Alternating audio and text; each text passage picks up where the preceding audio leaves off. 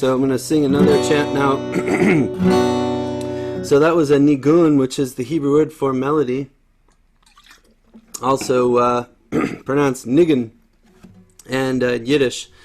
Anyway, so sing another melody, another nigun, but this one has words, and it's very much in the theme of what we're talking about, connecting with today. It's a prayer that you say when you wake up. When you first wake up, after there's one prayer before that about your soul returning to your body, and then after you go to the bathroom, and then you wash. There's a special ritual hand washing after you go to the bathroom, and you say a blessing, thanking God for your body, all the parts of your body that are working, and then there's this one Elohai Neshama, which is, my God, the soul you've placed within me is pure. There's more to it, but this is just this part. Elohai neshama shenatata bi tahora hi. The soul you placed within me is pure. You created her, you shaped her, you breathed her into me. Elohai neshama shenatata bi tahora hi. Elohai neshama shenatata bi Tehorahi. Elohai neshama shenatata bi Tehorahi.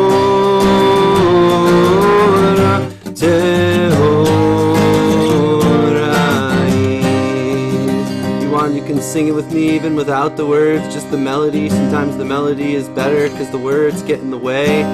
Just yai la lai la lai lai, yai la lai la lai lai lai la lai lai lai, yai la lai lai lai, ay ay ay la lai, yai la lai lai lai, ay ay ay ay. Elohai neshama shenatata bi tehora tehorai. Elohai neshama shenatata bi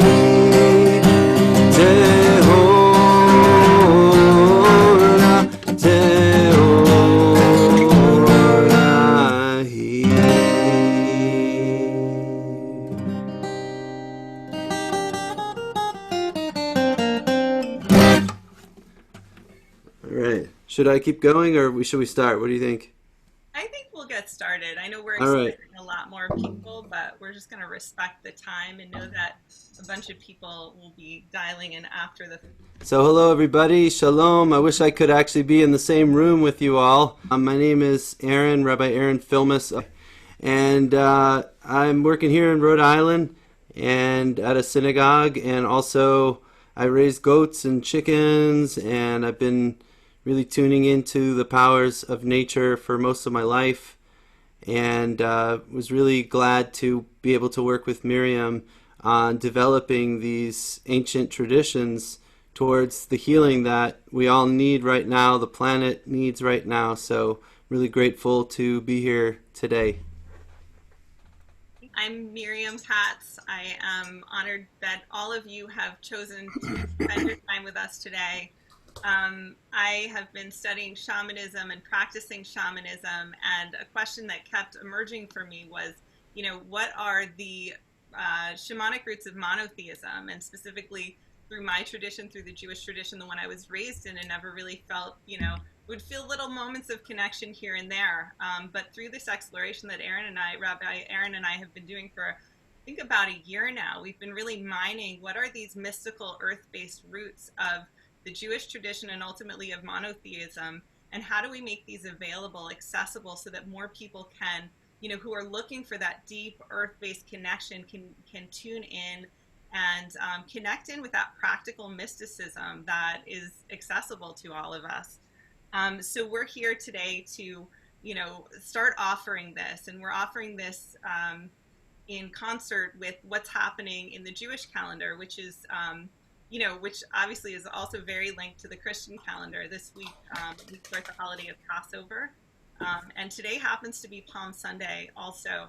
And the fascinating piece is that we'll be working with date palm, which is, the tool that's used in Palm Sunday, and a tool that's used in this pre-Passover ritual called Gikat Chametz and Bior Chametz, which we'll be moving into from a shamanic perspective today. So even if if you're Jewish and you plan to clean out your house, and do this ceremony, this isn't redundant. It expands. And if you are not, if this is not your tradition and you're not planning on cleaning out your house, you still get to clear out your heart. And this may inspire you also to do some kind of spiritual spring cleaning, which is really invigorating and healing for everyone. So we'll be playing with some different tools today, and we're so honored you're all here. What we're going to do now is we're going to tune into a guided meditation. In shamanism, we call this opening up sacred space, calling in the 7 directions. And we'll be doing it in a way that invokes the power of the heart, that makes the heart the sacred space where all of these energies come in. And those of you who have worked with me shamanically will be familiar with this kind of meditation. And something to know is we call this program Mishkan, and we're doing it because in ancient Jewish tradition, before there was ever a temple, before spirituality moved indoors, there was a tent or a tabernacle. It was outside in the wilderness. And this is the energy that we're looking to invoke here, the energy of that outdoors earth-based worship, that place where the power objects were, where the community could gather around and connect in with the essence of power. And so here we are doing this virtually in this big virtual tent. And so we are going to be invoking all of those symbols of the Mishkan in the heart. So all 4 elements are represented there, and the map that I will be guiding us into in the heart is the map of the Mishkan, the map of these powerful energies of the 4 elements. And know that as we're doing this mapping, we're working with the 4 directions, but specifically as they relate to your heart. So for the purposes of this work, the heart is the center. The right side of your body, I'm showing the right side of my body, it probably shows up mirror image for you, is going to be the east. The left side is going to be the west. The behind your heart is the south. In front of your heart is the north. So we're orienting not to the world outside, but to the world of the heart. And we'll be working with the world of the heart today. Okay. Great. I don't see any questions, so we will proceed. So what you're going to do is tune into your belly and begin breathing deep into the belly. So taking deep breaths to fill up the belly. We might call this a balloon breath, filling up the belly and then slowly releasing. And this helps us to ground into our bodies, the body as temple. And we're really working with our bodies as our temples today.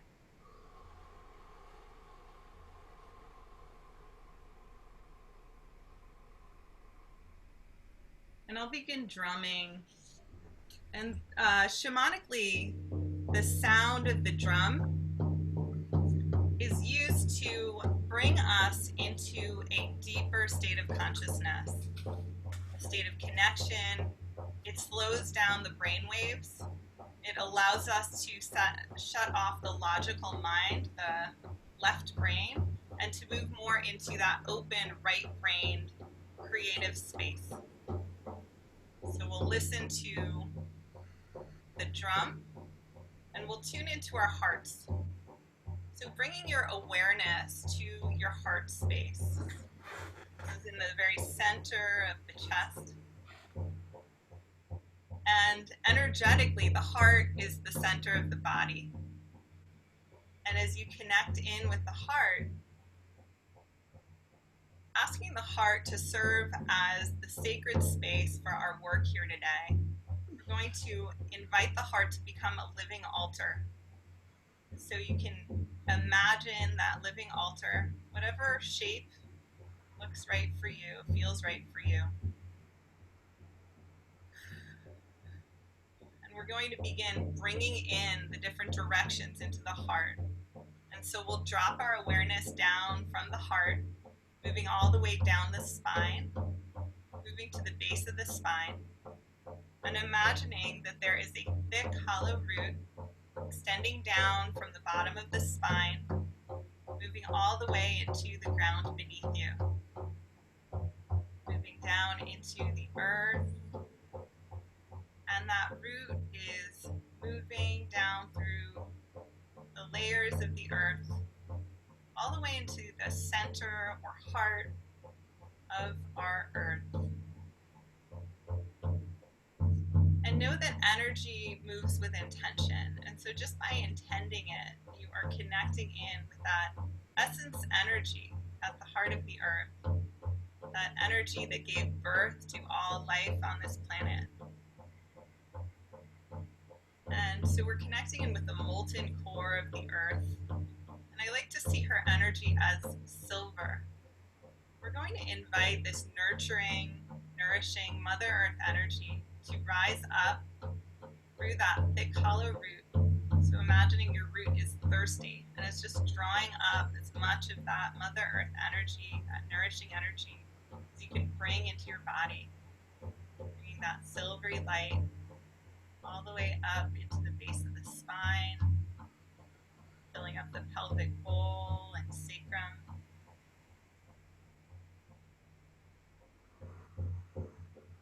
Bringing it into the solar plexus. Seeing that silvery light rise into this altar space as this earth energy meets the altar, feeling and knowing that your altar is being grounded. It's got a firm earth platform to it, holding it there. Inviting that earth energy to move up into the throat and third eye.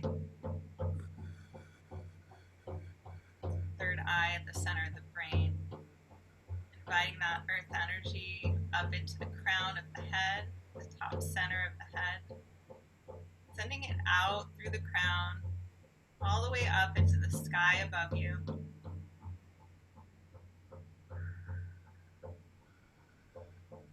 Out into the atmosphere, all the way up into the cosmos. And connecting in with the source of all life, whatever you might know or imagine that to be, just by intention, we are touching that energy, that creator, creation energy. And I like to envision it like a beautiful golden sunlight energy. And so we're going to invite that golden sunlight energy down, inviting it all the way down into the crown of the head.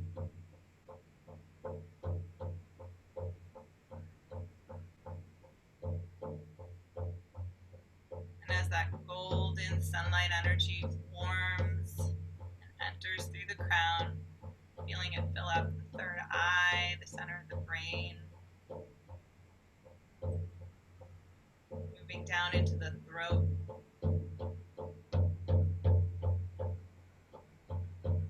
feeling and imagining that golden sunlight moving into the heart, warming that altar, blessing it with that golden light.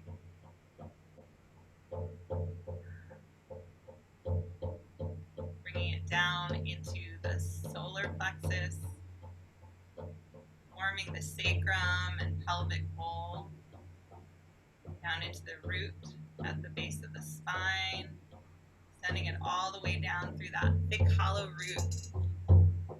Golden sunlight moving into the center of the earth. And as it meets that silvery light at the core of the earth, feeling the circuit that you have just completed, feeling it running through your body, feeling yourself as the bridge between earth and sky, sending gratitude to the silvery energy below and the golden energy from above, and traveling back upwards with them all the way into that energetic center of the heart, gonna, from the center of the heart, you can imagine that there is a candle there, or a fireplace, fire pit, and you're going to light a fire here with your intention. It could be your intention for this ceremony or for this day or something you want to bring into your life. Knowing that intention will be magnified by the energies that we are pulling in here today. Reaching out, and so acknowledging that intention, finding yourself back in the center, reaching out past the right side of your body, calling in the winds of the east, calling in the element of air, which in the Mishkan looks like an incense altar. Calling in eagle, asking these beings to be here, to bring your mental body into this space so we can consciously work with it.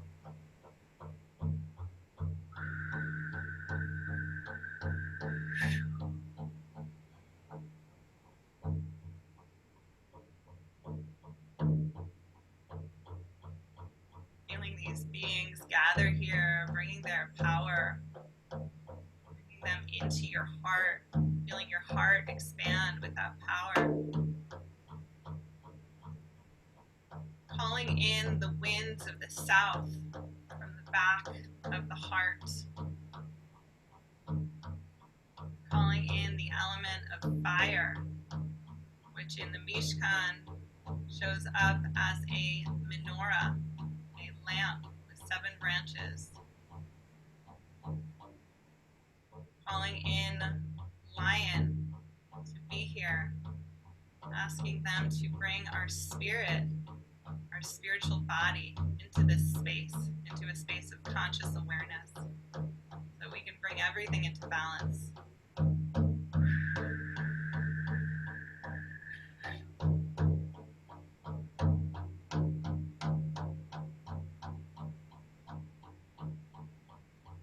Calling out past the left side of the body to the winds of the west. Calling in the element of water, which in the Mishkan would show as a washing basin. It was contained in a hand washing basin. Calling out to Buffalo to join us in this space, help to bring in and into balance our emotional bodies.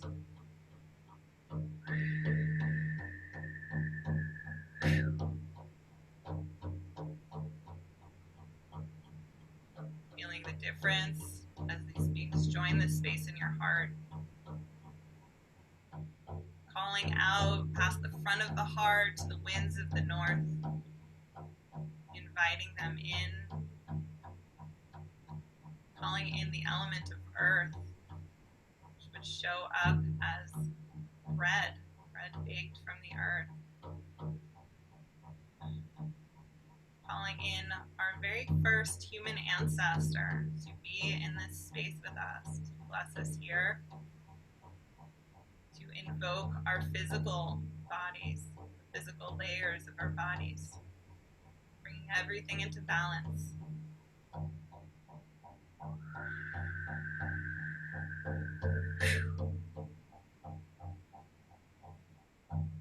Feeling all of these energies here, the energies of the 4 directions, of the earth below and the sky above, and the heart at the center of it all.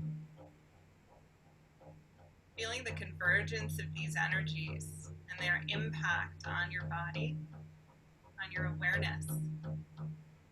In Hebrew, we call this presence that we've invoked here today, Shekhinah, the indwelling presence of divinity. Feeling that within you. Inviting it to ground even more deeply into your body. When you're ready, you can come back into your space, opening your eyes. And notice any differences as you open your eyes. You come back into the physical space. Notice what is different.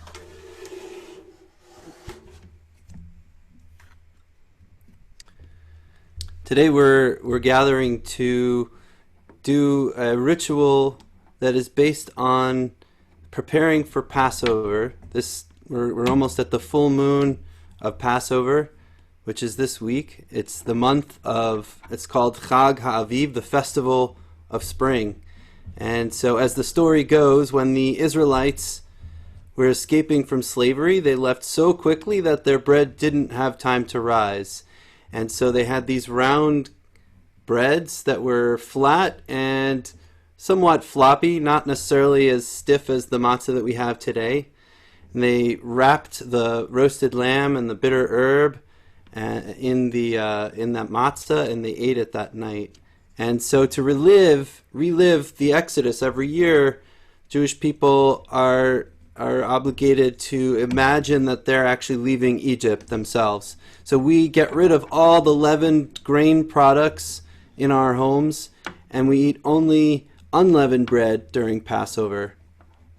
The matzah is made from flour of one of the 5 grains that are indigenous to the land of Israel, including wheat and oats and others. The flour is mixed only with water, and then it's baked very high heat. And the whole process takes less than 18 minutes. Anything more than 18 minutes, it's considered to be chametz, which is a leavened bread, because the air has wild yeast in it that ferments the bread.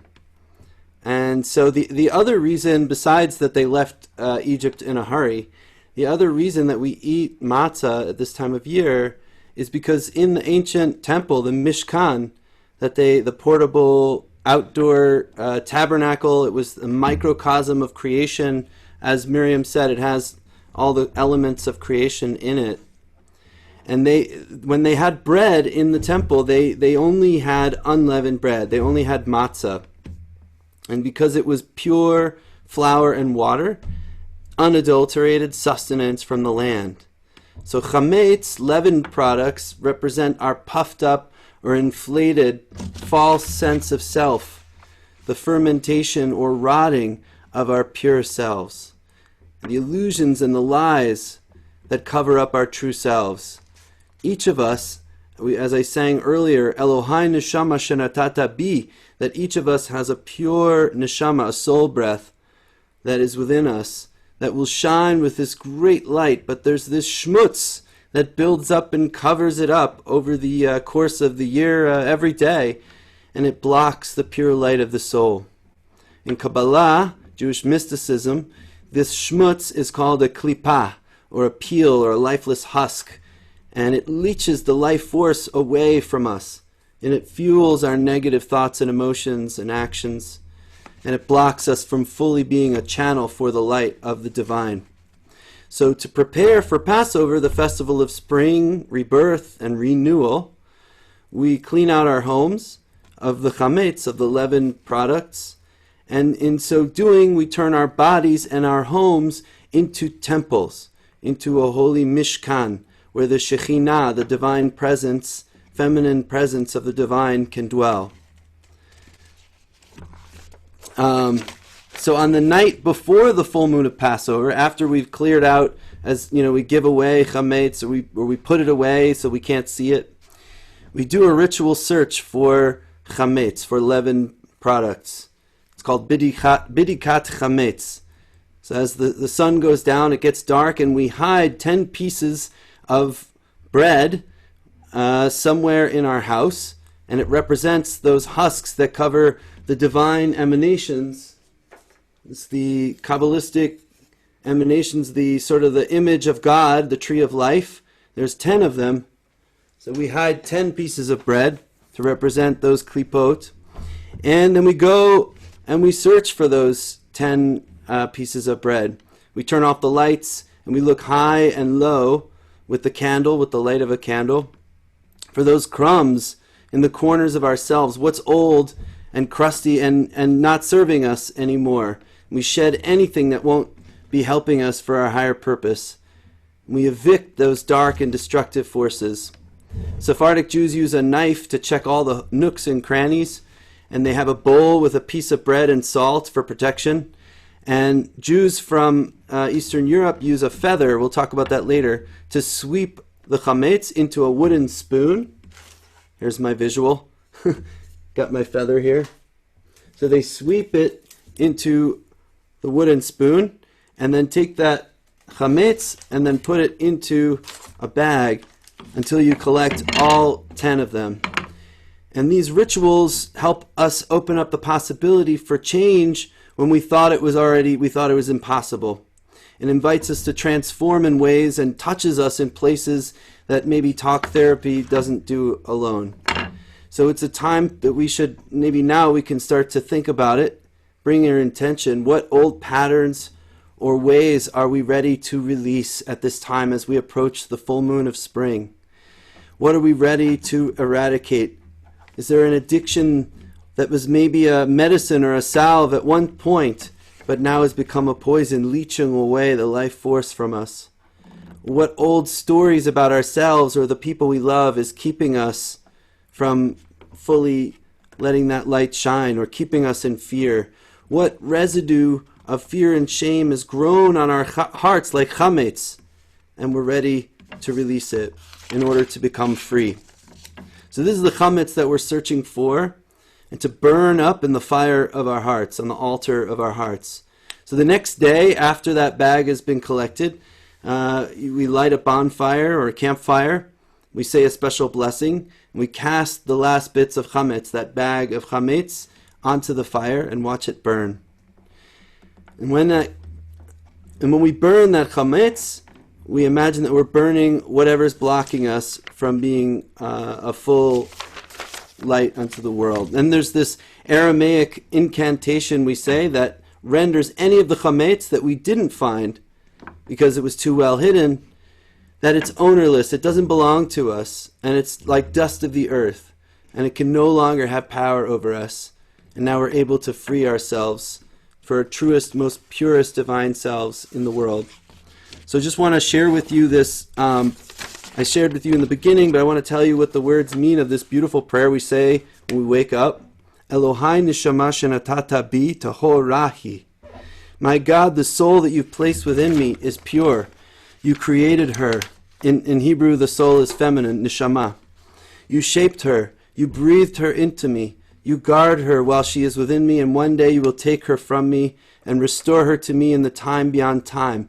As long as the soul breath is within me, I thank you, Yah, God of my ancestors, source of all creation, source of all souls. Blessed are you, Yah, who returns the soul breath to lifeless bodies. So I just want to sing one round of this song with you, and if you have the words there in the chat and you would like to sing along, that would be great, because it help you get into the right space.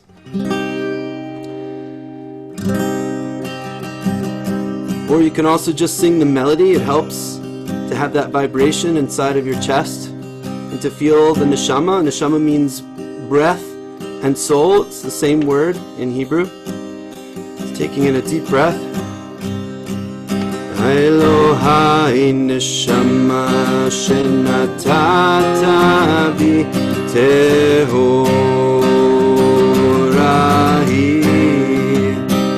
Elohai neshama shenatata bi tehorahi. Elohai neshama shenatata bi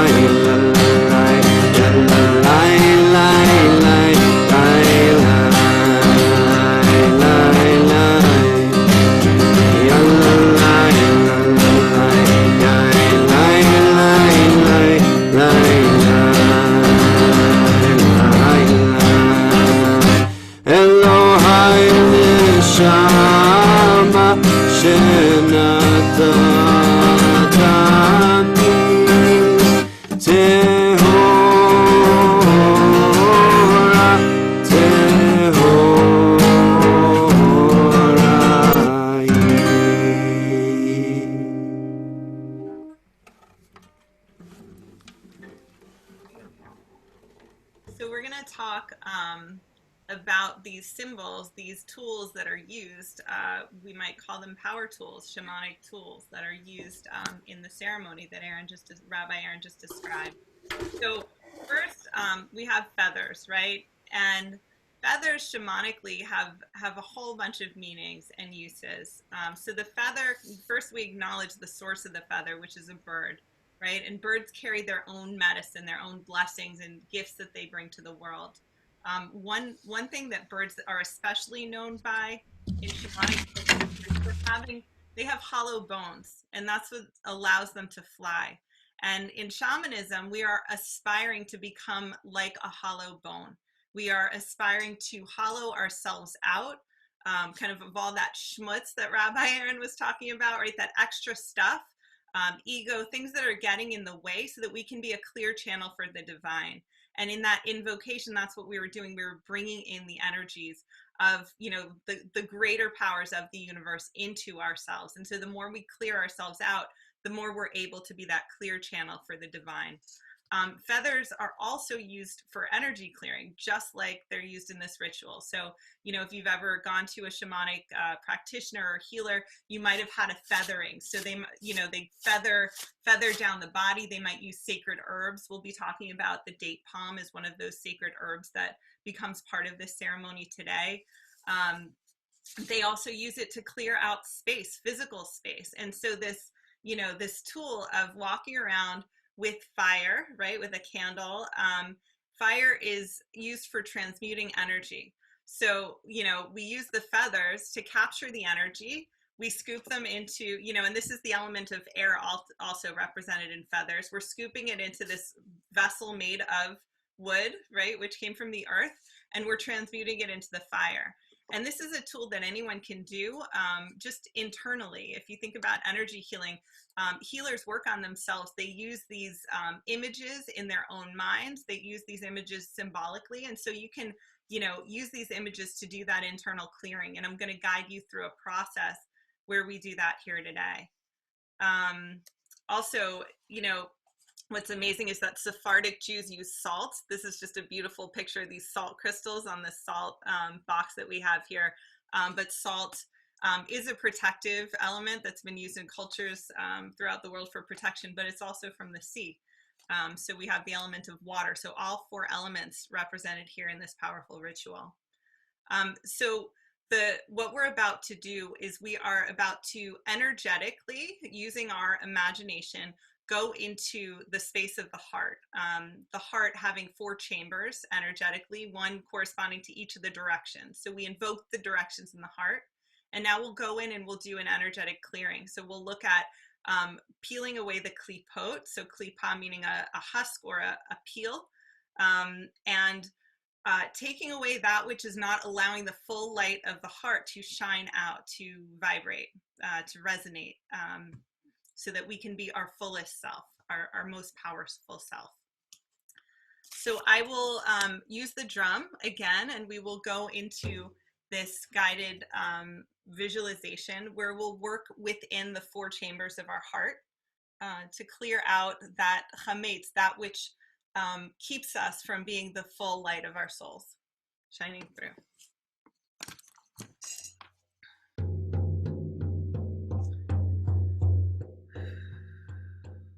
So breathing into your belly again, beginning to reawaken that bodily awareness.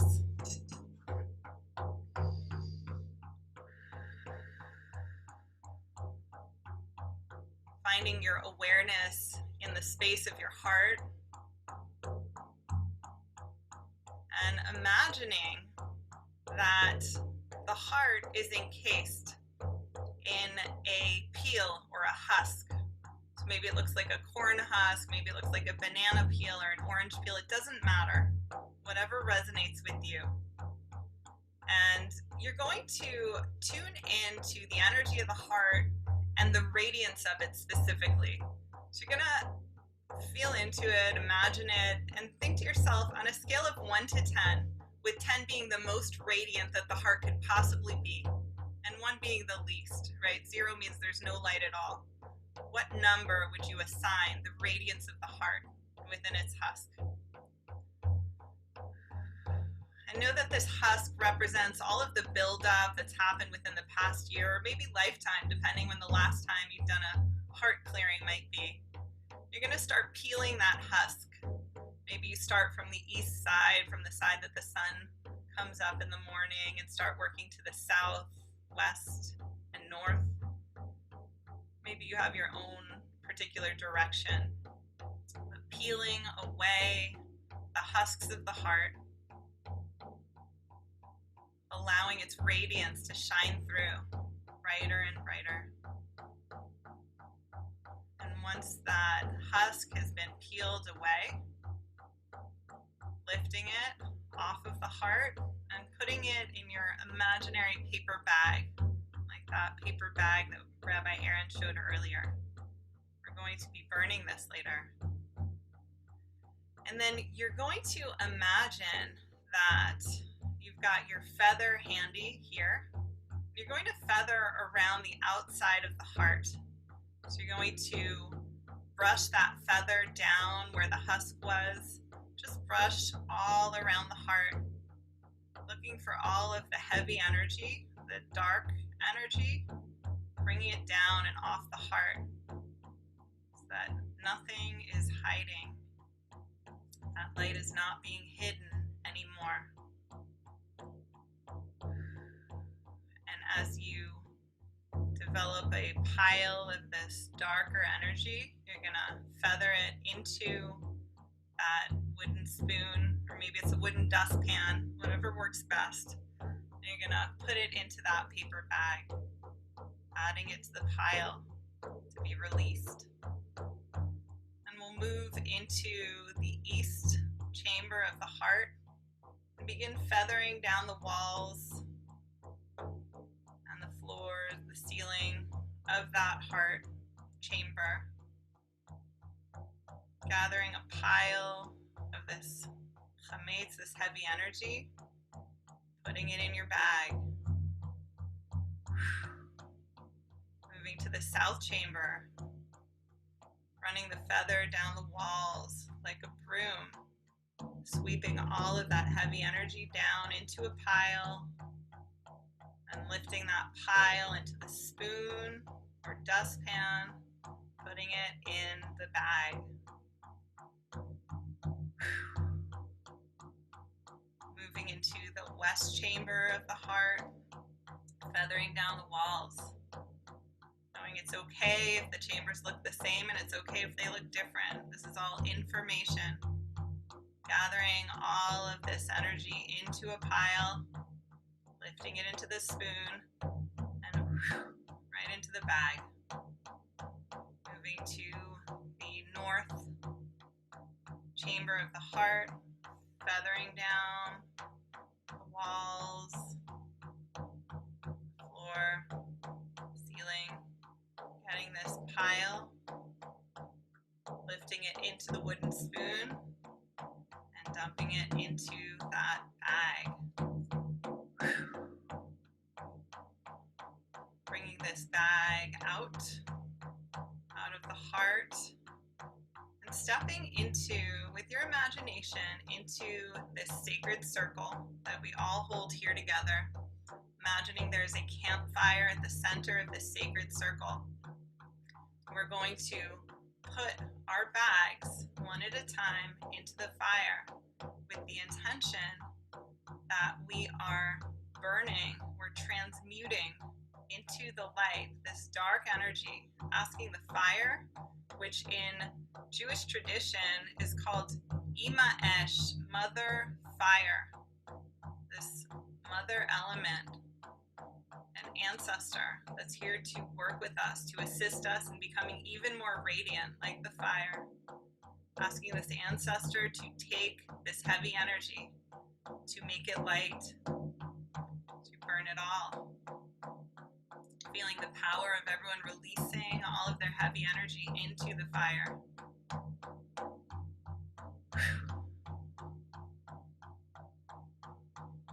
And bringing your awareness back to your heart and noticing that scale of radiance from 1 to 10, with 10 being the highest. Where would you put that level of radiance now? What is your number?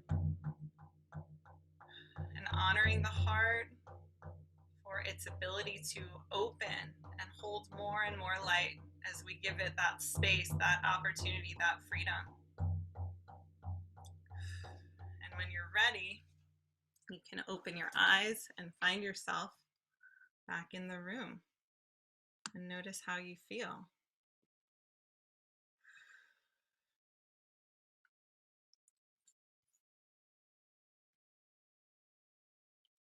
I'm going to turn it over. Oh, and you know what? If you can take a second in the chat to put your numbers in. What was your number at first?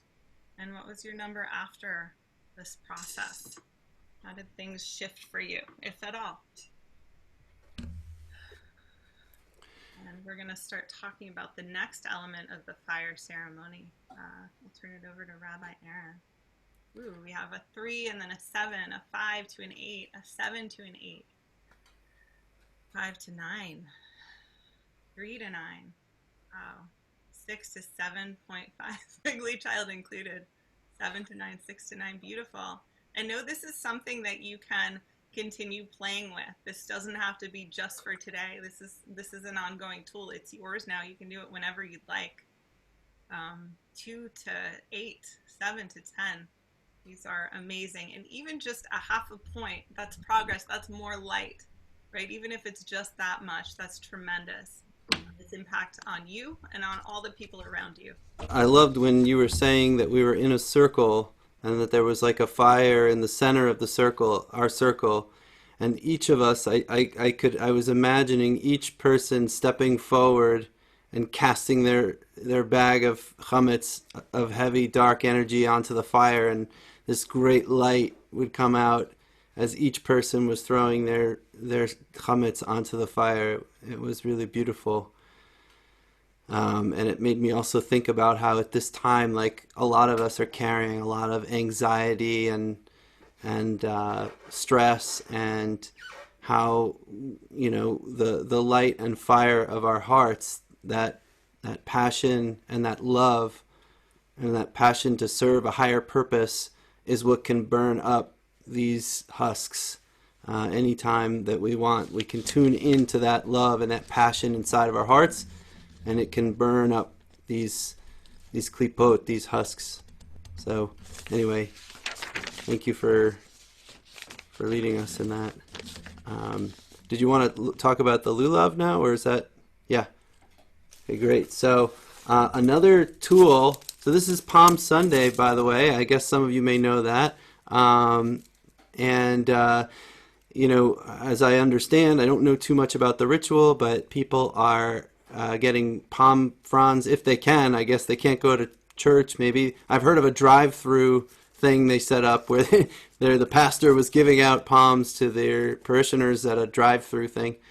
But that concept comes from, apparently, I don't know too much. Again, I hope I'm not misspeaking, but when Jesus came into Jerusalem, and it was actually Sukkot, it was the fall, and the Jewish people in the fall. So in the 2 points of the year, there's the fall and then there's the spring, when we have these kinds of cleansing ceremonies. And in the spring, it's Passover. In the fall, it's Rosh Hashanah, Yom Kippur, and Sukkot. And on Sukkot, the Feast of Tabernacles, we have this lulav, which I guess I should turn the light on. So I still have mine from the fall, and it's like pretty dried up. But you could see that when you shake it, it makes a nice sound. And there's 4 different species of plants that are indigenous to the land of Israel. There's the lulav, which is the palm, the heart of the palm tree, where the growth is happening. And then there is the etrog. Where's my etrog? It's a dried up etrog. So it usually looks much more bigger and yellow and has this beautiful fragrance, lemon-like fragrance. But now it's a little bit shriveled. It's in the 6 months later. And then there's other two plants. I won't get into it now, but they're all water-loving plants. And this is a rain dance ritual that we do in the fall because that's when the rainy season is beginning in Israel. And rain is really important for people in the land of Israel. And the Passover, this is the time actually when we stop praying for rain and there's less rain in the land of Israel. And the crops are ripening and we're getting close to the wheat harvest, the barley and the wheat harvest and other harvests. And so we're praying actually that there'll be dew, that the morning dew will protect the plants so that they can ripen properly, that this hot wind from the desert doesn't come in and destroy all of the standing wheat crop. And so at that time, so now instead of, the lulav, it's like this plant that we shake and we say, Hoshana, please God save us, right? And we go in all 7 directions, right? Up and just like we just said, to pray for the winds and the rain to come at that time. So now we have this lulav, and 6 months later, and when we were dancing with it before in Sukkot, it's like the plants are a part of us that we're praying for rain, and the plant becomes like part of us. And now in the spring, we're ready to get rid of it. We don't need it anymore. It doesn't serve us anymore. And so we burn it on the fire, actually. So that's another piece of the chametz burning ritual, where we take the lulav, we use it to sweep up. People actually also use it to sweep up, like the feather, to sweep up the chametz when they find it in the house. And then they put it into the fire with the chametz when it's time to burn the chametz. And just the reason, I'm not sure why exactly, but the reason why Palm Sunday happens this time of year, I think, is because they sort of spliced it into the New Testament as happening an event that happened around Passover, because it worked well with the story of the Last Supper and the resurrection. But actually, historically, it probably happened in the fall, when the Jews had their palm fronds and were shaking them and saying, Hoshana, Hoshana, please save us. So, did you want to say something about what we're doing next, or? Yeah. So, okay. So we just did this, kind of internal heart fire ceremony where we took our chametz and we burned it. Now, if we were having an in-person ceremony, imagine we're all gathered around a fire. As we're putting our bags into the fire, we're also burning the lulav.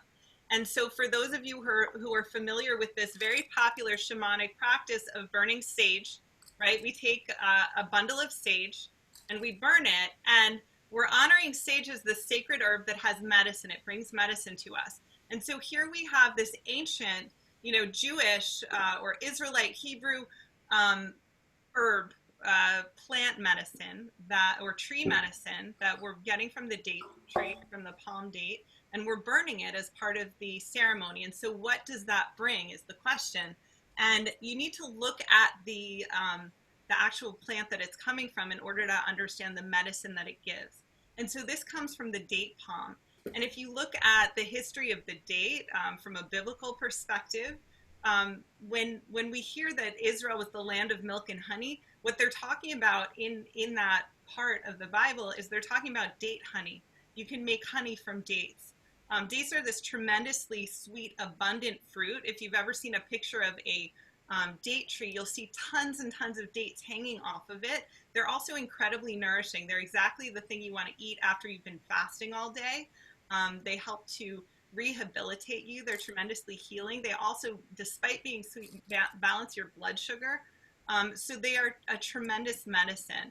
And so when we're tuning into the energy of the date tree and burning the date palm, we are releasing that energy, and we're honoring that plant being, that tree being, for being here as well. And I don't have time to go into it, but willow and myrtle are the other pieces of the lulav, which are also tremendously healing plants, and they have tremendous medicine for us at this time. Willow, if you think about, if you've ever been under a willow tree, a weeping willow tree, and it's got that sense of being in another world, being held and sheltered and loved. It's got that kind of energy. And myrtle has tremendous medicinal benefits for the lungs and for the digestive system, which at this time are also tremendously beneficial to us, given the state of the world. So honoring this medicine that we're bringing forth in this fire ceremony. And so, So yeah, you were gonna. yeah, so at the conclusion of the burning of the chametz ceremony, you take that lulav and you put it into the fire, and you say this declaration, which I'll say now, and hopefully not set off the smoke alarm. We tried very hard to make this into an actual bonfire ritual online, and it just became logistically too complicated. But we're gonna keep working on it for our ongoing classes. I think maybe we'll make it happen in the future. But for now, I'm going to burn this lulav. I'm going to actually turn the light down so you could really see the flame.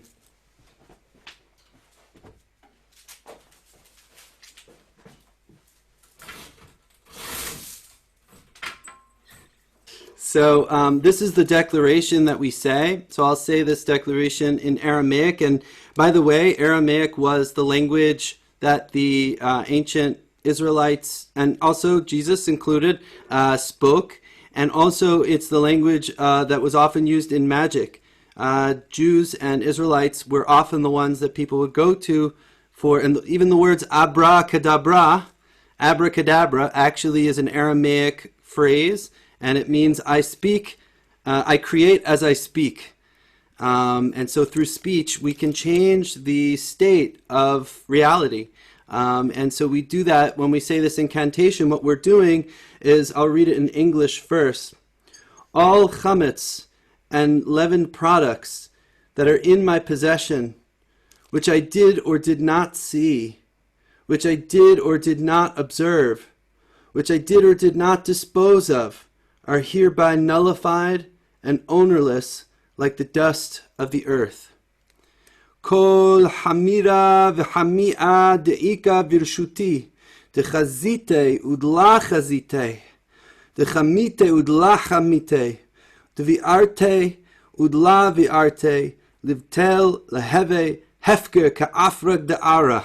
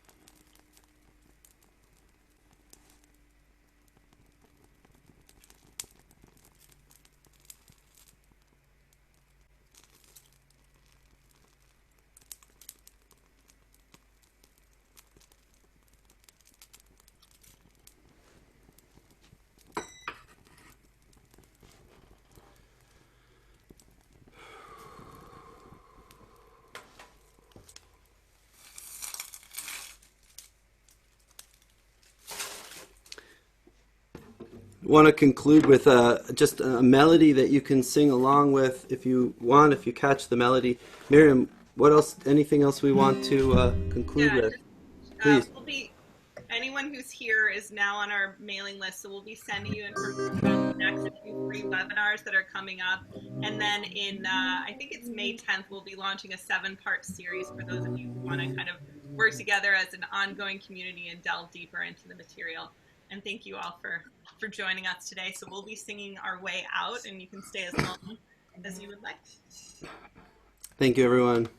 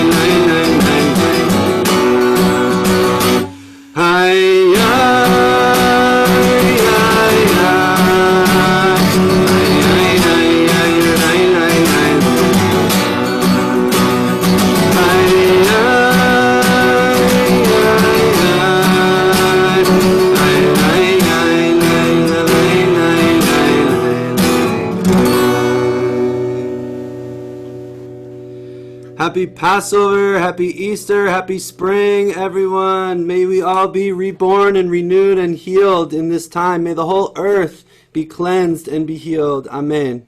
Amen. Thank you all. Sending love to everyone. Thank you so much.